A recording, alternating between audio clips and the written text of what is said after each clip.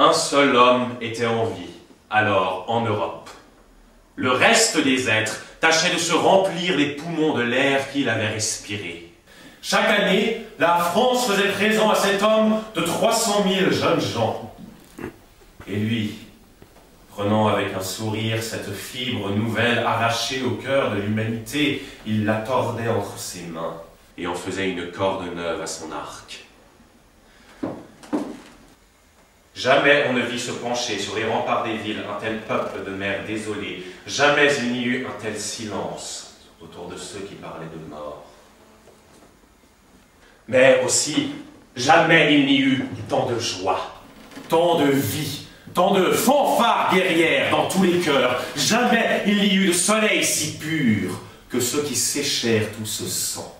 Tous ces enfants étaient des gouttes d'un sang brûlant qui avait inondé la terre. Ils étaient nés au sein de la guerre, pour la guerre. Ils avaient rêvé pendant 15 ans des neiges de Moscou et du soleil des pyramides. Ils n'avaient jamais quitté leur ville, mais on leur avait appris que par chaque barrière de ces villes, on allait à une capitale d'Europe.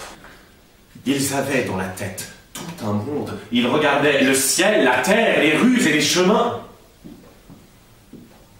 Tout cela était vide. Et les cloches de leur paroisse résonnaient seules dans le lointain. Le roi de France était sur son trône, et on ne voyait flotter dans le ciel que la pâleur des lys. Quand les enfants parlaient de gloire, on leur disait « Faites-vous prêtre ».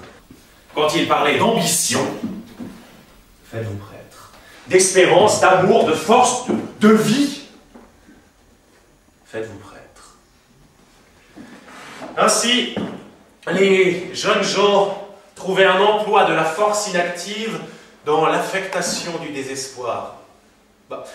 Se railler de la gloire, de la religion, de l'amour, de tout au monde est une grande consolation pour ceux qui ne savent que faire. Ils se moquent par là d'eux-mêmes et se donnent raison tout en se faisant la leçon.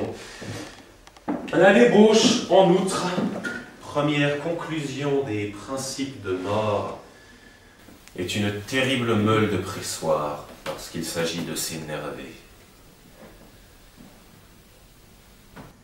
Ô peuple des siècles futurs, pensez à nous qui n'y serons plus.